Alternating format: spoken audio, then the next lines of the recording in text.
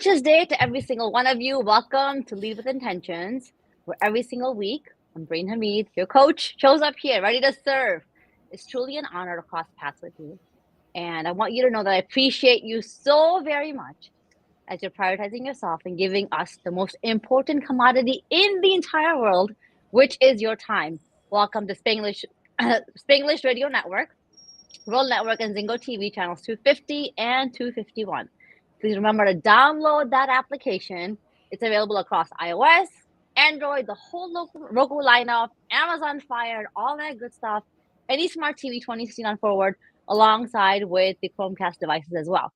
When you're downloading this application, please take a moment, rate us, give us a review, let us know what we're doing well, and the most important thing, what we can do better to make your experience an exceptionally amazing one. As always, this app is completely free to you. So go ahead, install it, and you can even engage with us, message us while you're watching through the app. Today's guest is no exception to a person who really does lead with intentions.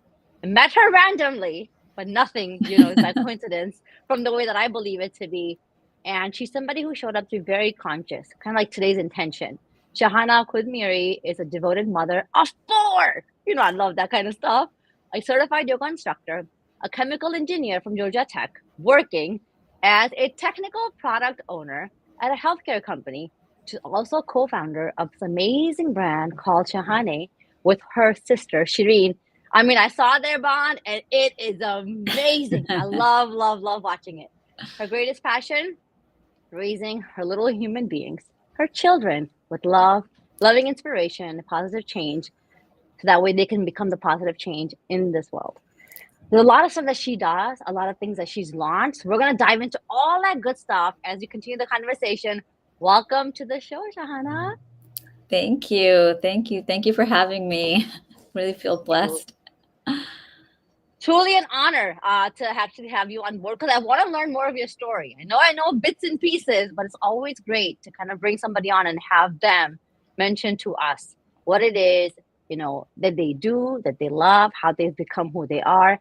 And today, my first question to you, Shahana, is tell us something about you. Who are you, and what is it that you do? As you mentioned, I am a mother of 4, and I am just in a journey of life to leave the world better than I found it, as much as I can, by intention, by growth, by helping people, by helping myself become the best person that I can be. Because I feel like we all are here for a purpose. Allah has brought us here on this earth to journey through experience, and I want to enjoy every bit of it. So. All right. So that kind of already puts us on the page of living intentionally.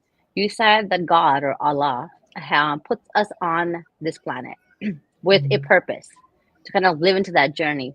Have you been able to tap into what that is for you? Yeah, I think it changes throughout our lives, right? As we grow up, I think throughout our lives, we have different journeys, different experiences, and different moments in our life that, kind of mold who we become. So right now, I think it's raising my children and giving back to the community. I also volunteer at H.E.R Relief as a mentor. I also heavily involved with D41, like the district that my children go to school in, to make sure the educational, system is catching up to all the different culture needs and different diversities, different family demographics. So I heavily get myself involved in community and anywhere I can to make sure that I bring that voice. A lot of times I feel that a lot of people have a lot of great ideas and they just don't want to speak up. And I find comfort in speaking up. So then I kind of take those advices and ideas and kind of make sure that they get to the ears that they need to get to bring out the change that we need in our world today. Okay. And because I think what you're saying is completely true. Many of us do really want or have ideas and have insights or opinions, but most of us don't really take that into action. You said something profound, and I don't know if you caught yourself saying that, is I find comfort in bringing my voice and speaking up, which most people find to be very uncomfortable. So let's dive in there. How did you get to make it something that's comforting for you? I think it was just that I noticed that we all have ideas, right? And many times, even at work, I would have ideas, but I wouldn't speak up. I would actually write it on a piece of paper and pass it over to my boss, and then she would speak up or take credit for it. And I was like, that's kind of not fair. You know what I mean? But I was like, it seemed like it was a profound question that I think everybody else had. They just didn't speak up about it either. And so then I decided that I would just say it, right? Because I think that if I have that question, I think that at least another one or two person have that question in the room and they want it answered. So it wasn't even just about getting credit, but it was also like, if I didn't ask that question, that answer would never come up. That answer would be hidden, and we would be straight in different ways because we didn't have the answer we needed in order to make that product or process or livelihood, right? Or whatever it is, that moment in life that we needed to do, because we didn't have those answers. So I wanted to be the voice, to be able to, like, not be afraid and kind of show that example, not only to others, my children and myself, to be like, it's okay. Like sometimes we'll ask questions that maybe people have answers to and I'm the only one. But most of the time, there's at least one or two other people. And if I can help out those other two people in getting those answers that I was too afraid to ask, I kind of just practiced and just kept getting better at it. And then I was like, this is pretty cool, because it was started off with like the credit was the reason I kind of wanted to step up. But then it ended up becoming, no, these are valuable answers that I think, even in our culture, right? As women, we were kind of raised, at least back then, to, don't ask too many questions, go with the flow. But if we don't have those answers, then how do we know what our rights are, what we can do and what we should be doing? I think that's so profound. Like, I think a lot of times you're saying exactly the right things. Like, we all have thoughts, but most of us don't act upon that. And if you could just, you said if I can help one or two people, whereas I would say it's a more common theme than what we recognize it to be. And I think that's where Mhm. the beauty is. However, it's that the adding value element of it that I'm hearing. But more than that, kind of going back to what you said, is I help out in the school to bring that cultural knowledge or those cultural changes into, just to bring that into awareness of other people. Now, you said that, being raised, or how we were raised, to not speak up, to not ask too many questions, to just kind of be a girl. And I already know what the dot dot dot is. Now, being a mother, how have you shifted that narrative for your own children that you're now nurturing and caring for? Yeah, I think one of the biggest steps that I've taken was as getting a divorce, right?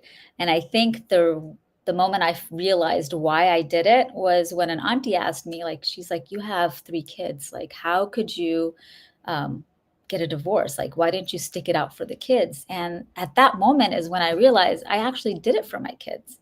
And I wanted them to know that, as a woman, we have rights, right? And getting a divorce is a right that I can exercise if I'm unhappy, if I'm in a place where I'm not being able to be myself, right? I wanted my children to have an example of a marriage that was beautiful and good. And I didn't want them to be raised in a home where marriage wasn't something they would grow up to be like, yeah, that's what I want to do when I grow up. You know what I mean? So, things like that I practice with my kids. Like, I mean, I'm open with them and why I got a divorce, and how we have rights as women and how to take action and speak up. And I take them to board meetings when I go. I show them how I'm speaking up. And and a lot of times, of course, especially kids as they get older, they're kind of like, "Mama, don't say that."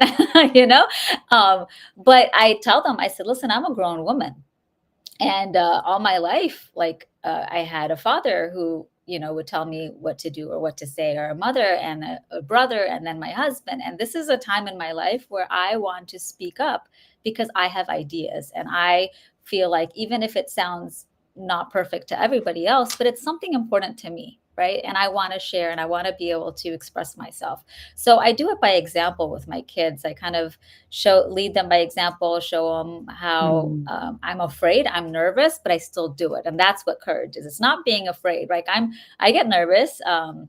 speaking up. And I know sometimes, like even at the masjid, I spoke up and my voice was all shaking. So I do get nervous, but I push through it. And I feel like, okay, that was shaky, but I got my point across. Next time I'm going to try to practice more. And the more I do it, the better I'll get at it. But if I'll never try, I'll never get better at it. And so, yeah, fear is always there, but I keep pushing through and show that and share that with my children by example.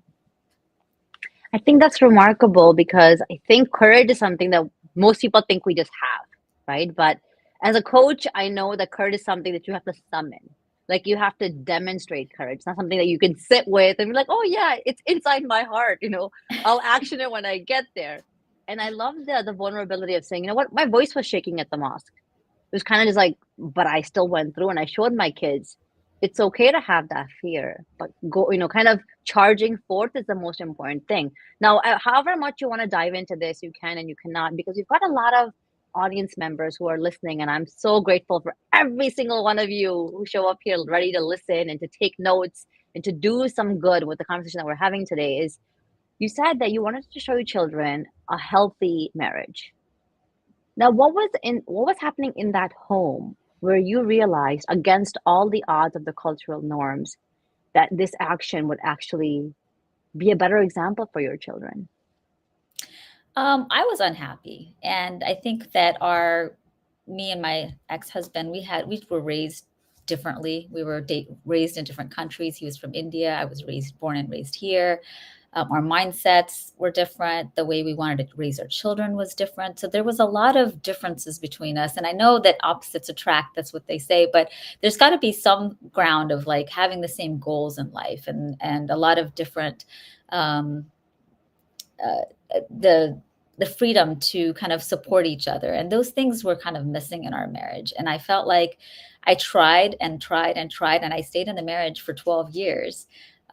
So it wasn't that I didn't try, but God just kept giving me examples of reasons why I needed to leave. And so I just kind of, and it's funny because I feel like a lot of women, will say that this is happening in my marriage and I'm not happy and I'm not this and that, and they'll have clues after clues on reasons why they should leave, but they keep going back to, no, I can't because that would harm my parents, or that's not accepted in our culture, or um, what will people say, and how will my children end up? Like there's so many questions. But then if you go look and learn our religion, it it gives us the right to divorce. And why would it do that if it was forbidden? And it's not forbidden.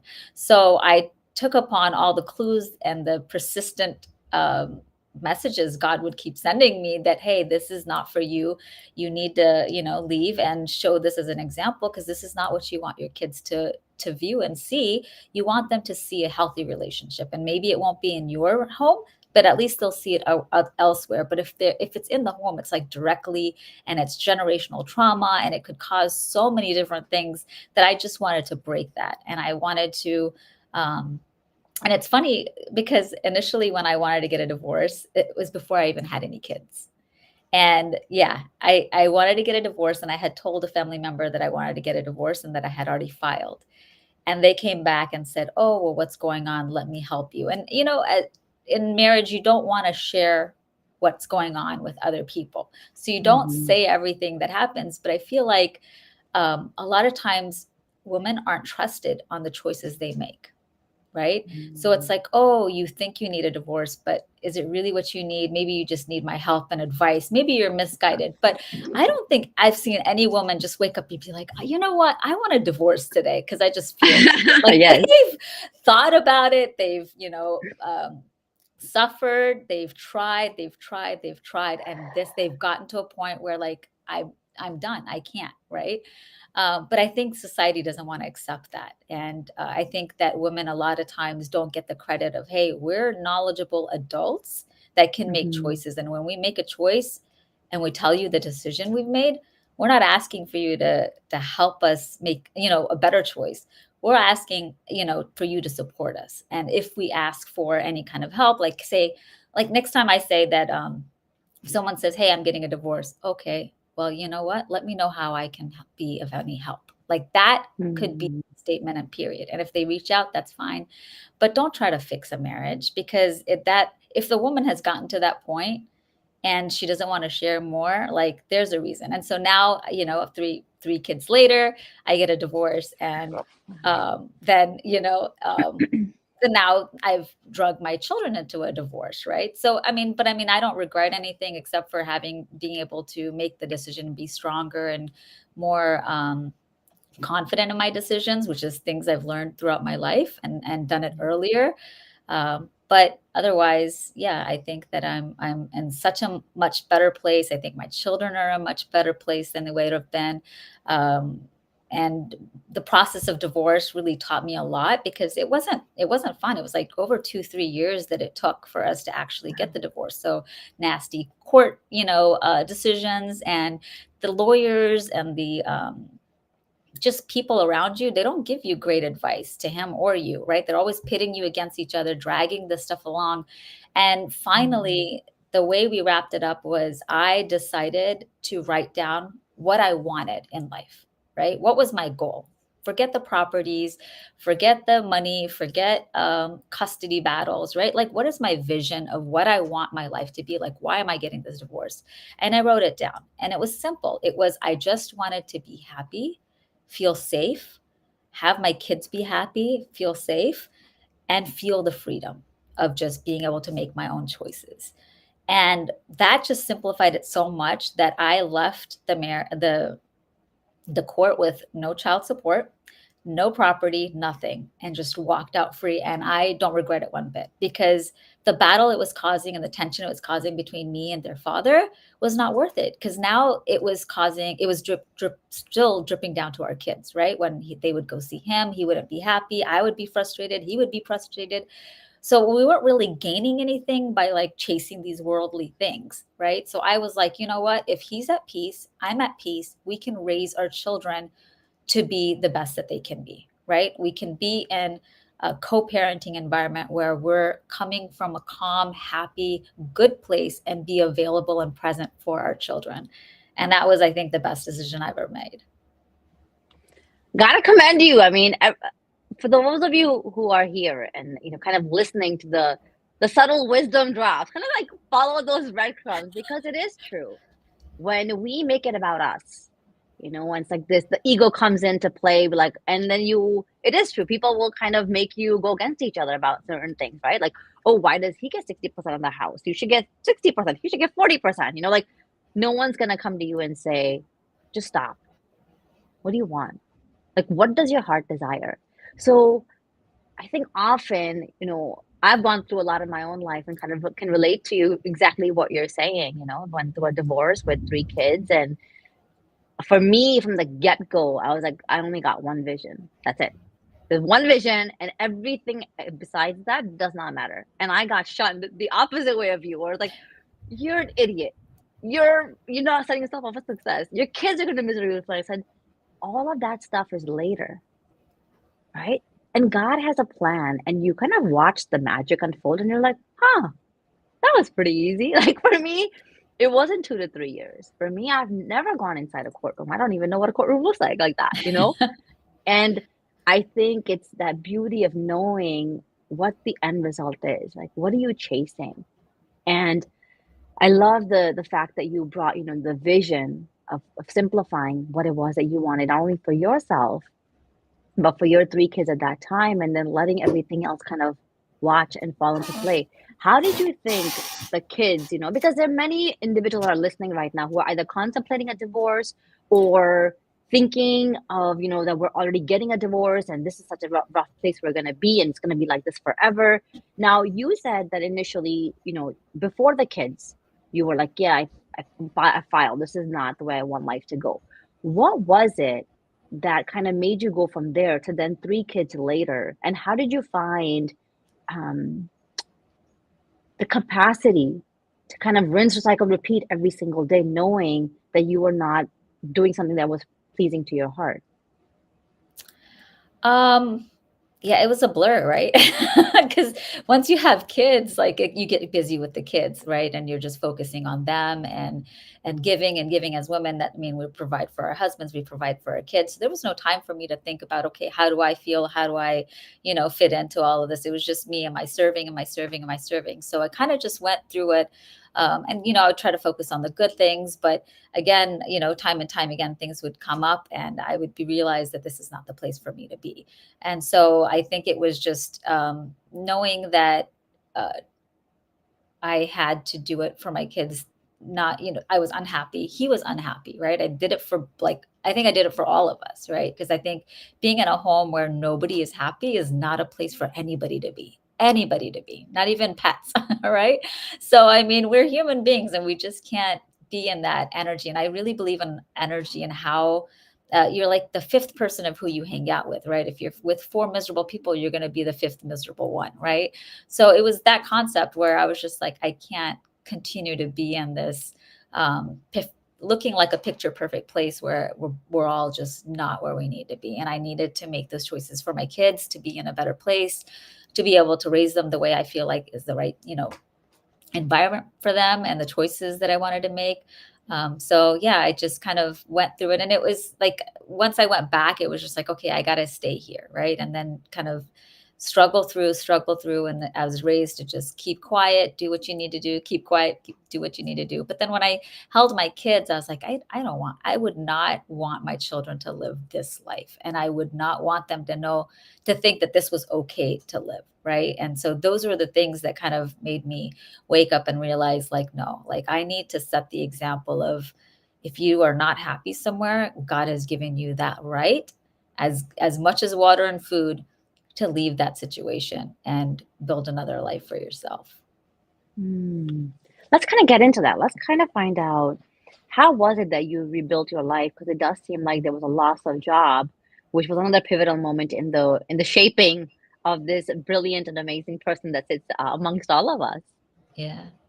So I finalized my divorce around May, and then 2 or 3 months later my father dies. Well, actually, I lost my job, and the next day my father passes away. So literally within 3 months, I had finalized my divorce and found maybe peace for those 2 months, but it was still like a struggle because I had given up everything. And then I lost my job, and the next day my dad passes away, and boom, boom, boom. I was put in a rut, right? Depression, anxiety, like just the losses and combined losses was a struggle for me. And I think that it gave me such an insight of what people go through when they get into a dark place, into depression, and struggling to come out, moving, getting up off the couch, getting out of bed, taking showers. Simple things become so hard to do. But it gave me such an insight of the struggles. And that's one of the reasons I do volunteer at ICNA Relief, and I do volunteer at the school systems and want to give back, is because again, there's not a voice for that dark place, right? And a lot of people don't want to share and don't understand it, or don't know how to navigate, or don't know how to help people in those spaces. And I feel like I want to be able to bring those insights in, and how little things become big huge struggles, um, and kind of just wanted to do better. And so, yeah, like throughout the years, I had to learn how to do things for myself, right? Example, like cook a meal for myself, right? I cooked for my husband what he likes. I cook for my kids what they like, and sometimes I'll Love sit at that. the table. And one of the first times I ever cooked something for myself, my kids were like, "Nobody likes this. Why'd you make it?" And I'm like, "I like it."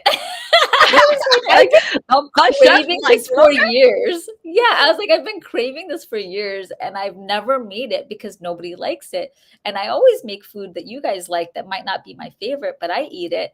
So, just enjoy it with me, But it was a simple thing. And then it was a question that I would ask women, like, when's the last time you cooked something that you liked for you, and had it not for just yourself, but like had everybody feed, not like just make, oh, I felt like this sandwich, but I made the sandwich, but I made everything else for everybody. Like, no, have everybody own what you like too. When's the last time you did that? Oh, girl, I do it all the time now. Yeah. Oh, Yeah, so my kids are cool. like, "You're gonna make us into vegetarians." I'm like, "Great." just become vegetarians with me today. Like it doesn't matter. Yes. And I think that's something Yeah. that I also learned in my divorce is you're right to say that as women, we're raised, especially in the culture that we grew up in, and that's the South Asian and the Middle Eastern culture, that as a woman, you are everything. You are your roles. You are Yeah. the giver. You're the, you're the support. You're the service. You're just like the person who knows all the insights. Now everyone's going what they're going through, but the person that gets lost is, is that soul who's like, hello, can I get a little bit of attention? You're like, not right now. I'm not cooking your food. I'm not doing anything that you want. There's a whole list for me to go through. So I think that what you're saying is so beautiful. And I really want people who are listening to realize that you don't have to go through a loss to Yeah. do the small things that make you happy. So, what would you tell people to start doing a little bit more of to really fill their cup and just, man, be lit on on happiness? Yeah, just the little things just add up. It's like, getting a jar. Like you think it's a big empty jar, but then just keep adding little things at a time. It fills you up and it just changes your mindset. It makes you present. That was another thing when I lost my dad. It was an example of like just being present and mindful of what I was doing reduced my mistakes. I would make better choices. I would make better decisions on what I was going to do because I was in the moment and was clearly seeing the 360 picture. Because before I was so anxious, so tired, so depressed that I couldn't see the clear picture and I would just do whatever was easiest. But then when I would be able to be present, it helped me to realize, no, like there's 20 ways to do something wrong, but there's 99 ways to do something right. And I don't have to pick one that I don't like. I can pick any of the 99 that appeases me and it'll be a right good choice and be happy with it. And then the other thing is learning about confidence too, right? Like making a choice and being okay to be wrong. That was another thing I had to learn outside of my marriage because a lot of times, like as a single parent, I'm like, what do I do? Right? Situations come up and I'm like, oh my God, am I messing up my kids? Am I making the wrong choices? And then I realize that, you know what, I am going to mess up and I'm going to make wrong choices, but I'll learn from them. Right. And then I'll grow from them and I'll correct them. I apologize to my kids all the time when I make mistakes. I'm like, hey, that was a bad idea, bad choice. But at the moment when I thought it was right, that's the choice I made. But I've learned this, this, and this. And so I also help them learn the lessons that I've learned so they don't have to, as you said, go through a loss to learn those things. And it's one of the things that me and my sister are doing through our business is Chai Canvas Chi is helping people fill their own cup, right? And to help them learn these lessons that I've learned through huge losses that they don't need to have a loss to learn or to exemplify, because there were simple things that I could have been taught when we were raised, but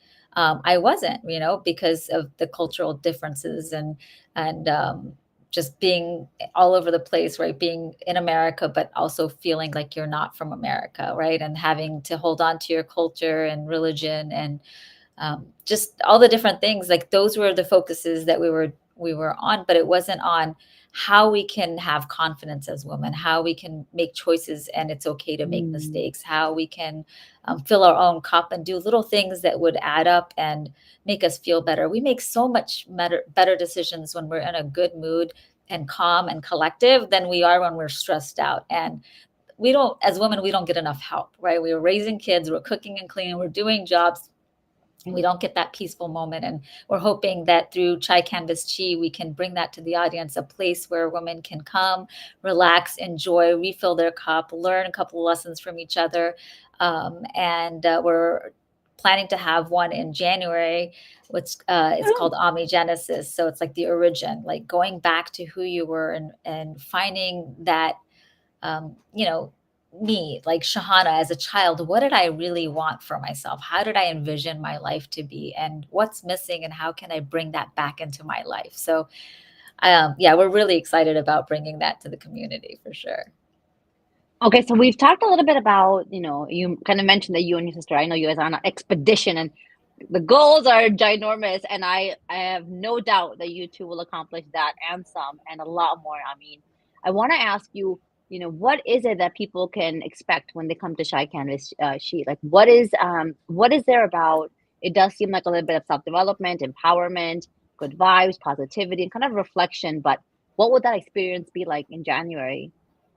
Yeah, so chai canvas tea. The reason we picked the title was because we have chai. We are actually this is the bottle that we have for saffron bloom. It's a saffron infused rose water, but we also sell tea that's called saffron bloom tea. So it's an infusion of saffron, rose, and tea, and it brings this calmness, right? It's this aroma, this calmness that brings you able to like see life clearly and feel. And I think chai is a moment where we have conversations. We have a moment to ourselves, or we have a moment with an intimate friend or family member, right?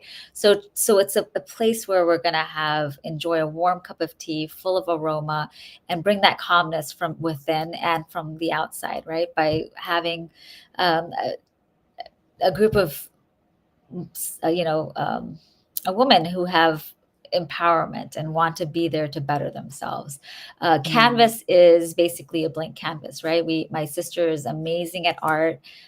She knows how to do almost all the art techniques you can imagine, and Mm. we want to be able to provide different types of areas where people can grow, for whether it's painting or creating different crafts, but also canvas as ourselves, right, as our own soul and body, to make sure that we can bring the colors out of ourselves that we've been wanting to, that we've been held back, or we haven't been able to even explore and come out. And that the chi is the yoga element. I am a certified yoga instructor, and so we're going to have a little bit of yoga in there to help people learn how to navigate when they get anxious, when they get depressed, or when they have a body ache, because a lot of times our mind, body, and soul are connected. And if you have pain in your body, it's probably because there's somewhere pain in your soul. And so by working it physically, it also releases it emotionally. And vice versa. When you have emotional issues, it kind of transfers over to your body. And so if you calm yourself with breath work or, yoga, it helps you navigate those emotions and release them out of your body. I've had people where I do yoga with, and when they're just laying flat, their legs will shake, and that's trauma leaving their body, right? It's new connections being made in the neuro part of their body. So it's the whole experience of conversation, realization, and learning tools and techniques to better navigate this world. I think that's brilliant. I think it is so very much needed. And I think for women, it kind of normalizes the fact that you're taking some time out for you and, preparing to say, these are responsibilities. I'm going to hand them off. Kind of asking for that help that we're encouraged not to do, right? Especially in our culture, to say, you know what, this little moment here, with me sipping on some chai, with me having conversations, with me just healing my own self and realizing that I get to recreate, rediscover all of me. And I really want to kind of go back to that one point that we talked about a little bit about you finalizing your divorce 2 months later, you losing your job, and then, your father the following day. And you said, anxiety and depression, it became something that's real. And when I look at the stats, it really like I become saddened by them. When I see that depression and anxiety is a number one thing here we're facing in the US. So how did you get yourself out? If someone is listening right now, and they know someone who is going through the same phase that you went through, or somebody that's going through by themselves, how could you support them to say that there is hope, and yeah, that darkness, that shadow work will actually bring some light, but we have to believe. Yeah, yeah. I think the beauty of it is not to fight it and to kind of just experience it, right? To notice it as an observer instead of like letting it, because it does suck you in, right? And you're in that depression and you're thinking all sorts of thoughts. But kind of just watch yourself, right? Just I was big on diary. I carry it and write in it all the time. My sister actually designed this. She makes beautiful notebooks. But yeah, I love writing and journaling. I think journaling is a great way to kind of get your thoughts out. Um, and and if you don't like writing, I would say record yourself in a voice, but somehow to get that dialogue out into a written form or an audio form really helps, because then you become an observer and you have it outside of you instead of eating away in the inside of you. And it's just profound. It seems simple, but I think it did a very big, it's very helpful to get it out Mm. somehow. Another thing is to talk to a friend or a family member, and I know that's sometimes hard, especially when you're in a dark place and you don't want to share, but find the courage to do that, because that is really helpful. Just, I had a friend that was always available, and I would call her and I would just talk, and she would always just make me feel better. So even if you don't even have to talk about the depression, if you don't, if you're not ready for it, but just talking to someone, because sometimes you get secluded and you want to be alone. Um, but having that human interaction is so important, because it helps you kind of get out of that rut. My sister was one, the best and most supportive of me throughout the whole time. She took care of everything for me in so many ways, which, it was a blessing. And, unfortunately, not everybody has that. But if you do, guilt comes in, shame comes in a lot of times, right? You're like, oh, like I'm not able to do things for myself, and this person's always helping me. And like I feel like, eternally grateful and indebted to her. But it's okay, right? Because it's God giving us that support system, right? And I think a lot of Mm. people sometimes back away and say, oh, I shouldn't, or no, I'm taking too much or whatever. But you have to somehow accept it, because you wouldn't be in that position if God didn't want you to find something from it, or or to be in it. And he'll come through. He'll come through in the best times, and it's when you finally kind of just accept it and like say that, people are I am surrounded by people who love me, although sometimes it feels lonely. But if you really look and understand it, you have people you are surrounded by people that can help you, that are there for you to support, accept it, embrace it. As women, we again, it's hard for us to take, because we're always giving, and that guilt of taking is, very real. But you have to learn to take, and I think that's what Allah wants you to do at that point is, hey, accept what's coming towards you, and don't say no, because it's coming from somewhere, right? And more than likely it's from God, who's trying to give you something as a gift, a time for you to relax. Like I lost my job, but then it gave me so much time with my kids to be there present with them, right? Instead of running around, because I used to work in downtown 3 hours back and forth, right? And then I would be gone for 12 hours a day, come home, still have to cook, still have to clean, still have to take care of the homework, make sure they get everything. They've got extracurricular activities. Like it was a lot, and they were small.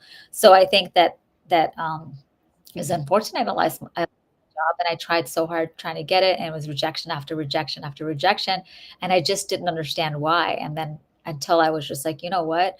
I started going into interviews saying, God, like I'm gonna put my 100%, 100, 200%, like how much I need it, how much I want this, you know, if it's best for me, give it. And sometimes I still wouldn't get it. Right. So then I would be like, I would look at, and it would be a full moon at times. And I remember one time it was like a full moon. I was like, God, I know you have something better for me, because like Mm. this can't be just by a mistake. This can't be something that's bad that's happening to me. Like you have, like I've got chills thinking about it, like literally bumps, but you Aw. have better plans for me. And I know it, because I'm putting my heart and effort, and I'm ready for whatever it is that you're out there, wanting me to have and experience. And it was just so amazing to like enjoy that time with my kids and be able to support them and emotionally. Cause I mean, again, right, we went through a divorce. It wasn't just me, it's the kids too. And they go through a lot of different emotions and cycles. And there's a lot to deal with. So I feel like it was a blessing for me to be able to be available and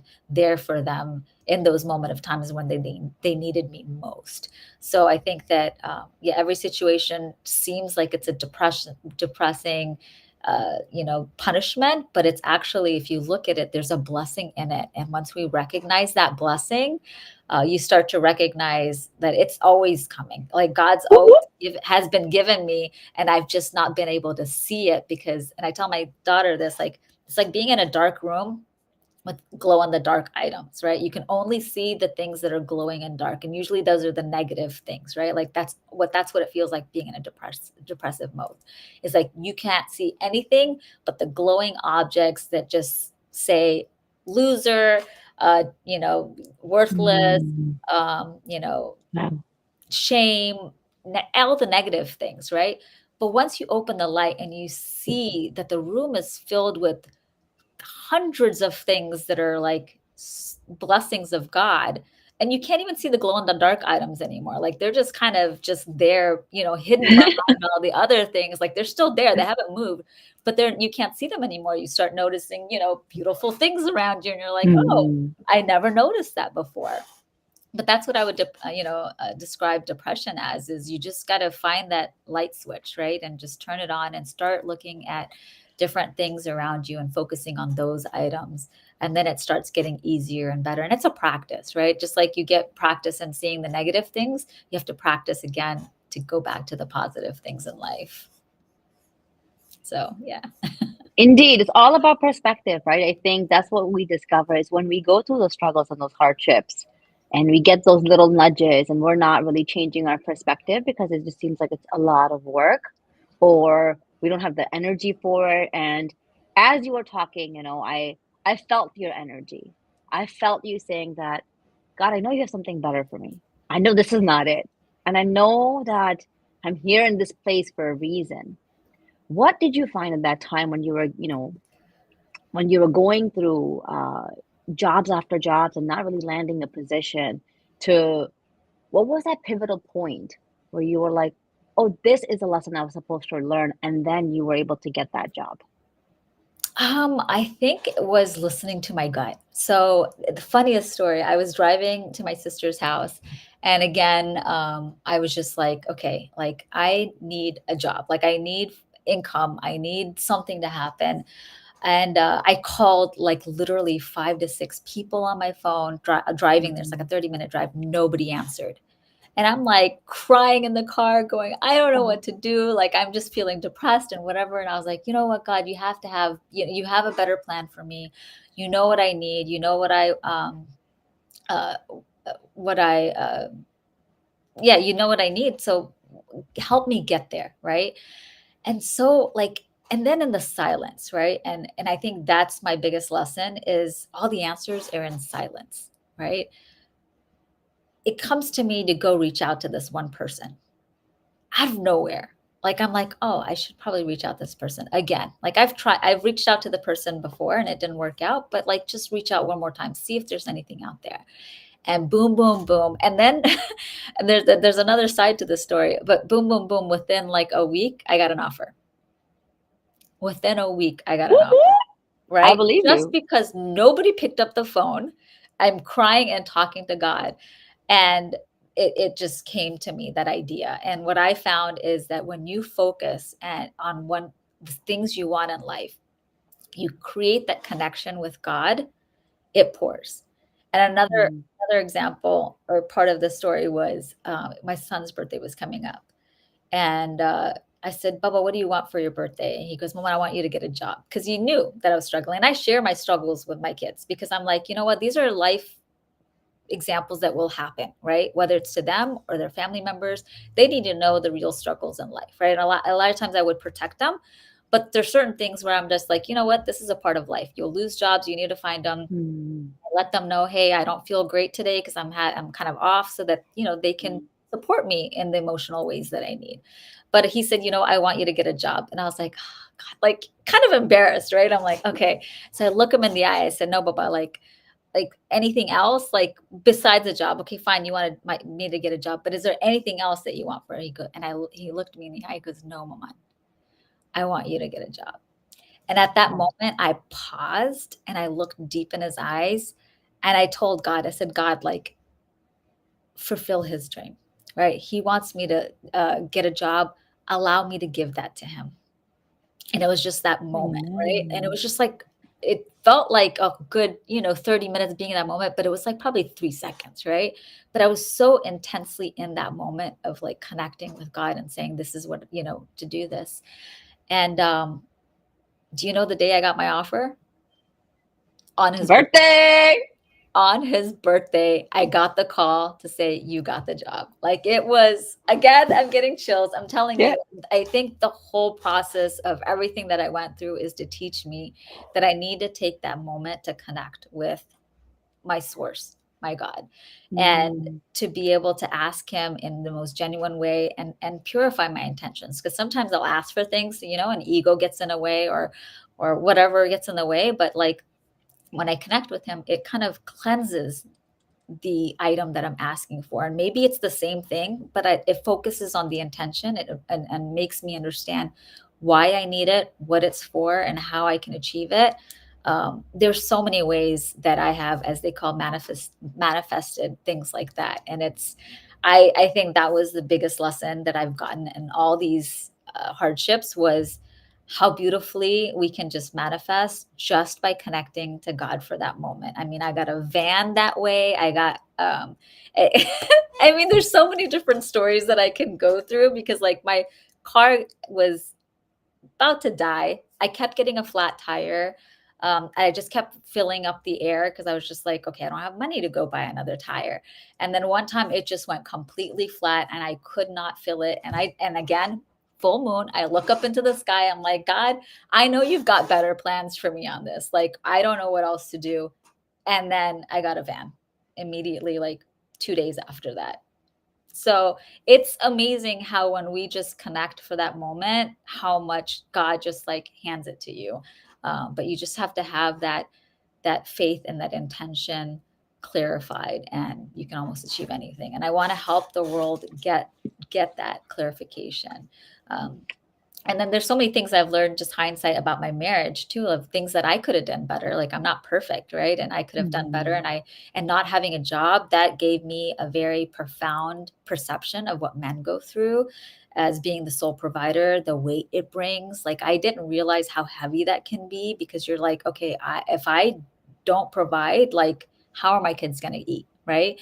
So that mhm, weight, and knowing that so many people come from foreign countries, come to this country, to America, to find a job, and they're like, trying to make ends meet.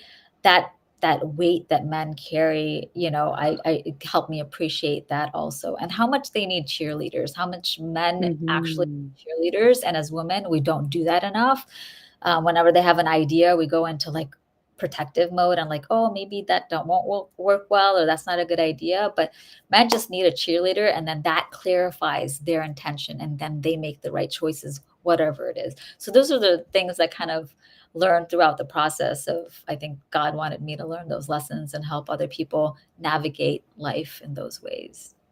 it's so beautiful to see how much serendipity and synergy there is between you and I, right? Like, I am profound at that night sky. The nur is what we call it, right? That pure radiance, that light that we in Muslims, we believe is God. God is just pure. God is just light. God just gives. God says, literally, like, dial down. There's a reason why you're on earth. Dial down, and I'll show you the way. But you really have to learn to silence not only all the thoughts here, but just come into this existence of knowing that it will work out. And you and I, like, we're literally at the end of the show. We can talk, Polly, like, we don't even need Forever. time. We're just going at it, right? What I want to ask you is, how do people get in touch with you, if they really find your story to be empowering, if they want to give you feedback, if they want to just reach out to you? Yeah, I have an Instagram handle called Shahana Bloom, which is kind of following my products that we're selling. And this is Saffron Bloom, which is that my handle is Shahane Bloom. But yeah, you can reach me there, DM me if you need anything, if you have any questions, and if you're interested in buying these products. This is like one of my favorite. I've been using this for over 25 years, and that's why I started sharing it with the world. It's just a saffron mist that kind of just refreshes you, and it has this aroma and that calming manner, and it's also amazing for skin and hair. So I use it all the time, and it's one of the things that I felt like I need to share with the world, because it's just brought me so much happiness and so much health in my skin and my hair that I wanted to share with the world. Wonderful. All right. So now on the show, we've got this tradition that we do an intentional wrap up. The rapid fire questions I'll ask you, and then we will cue it to kind of the end of the show. Ready for it? Sure. All right. What do you want to leave behind for the world? Transformative lessons, right? Things that people can use in their daily lives that will continue to make the world a better place to live. Amen. How will you know that you've led an intentional life? By staying connected to God, right? Every intention is for me to be guided by Him. So if I am taking every step of the way with the intention to stay connected and do better and be better every day, then I think I lived an intentional life. Wonderful. If you could create one law that everybody had to follow, what would that law be?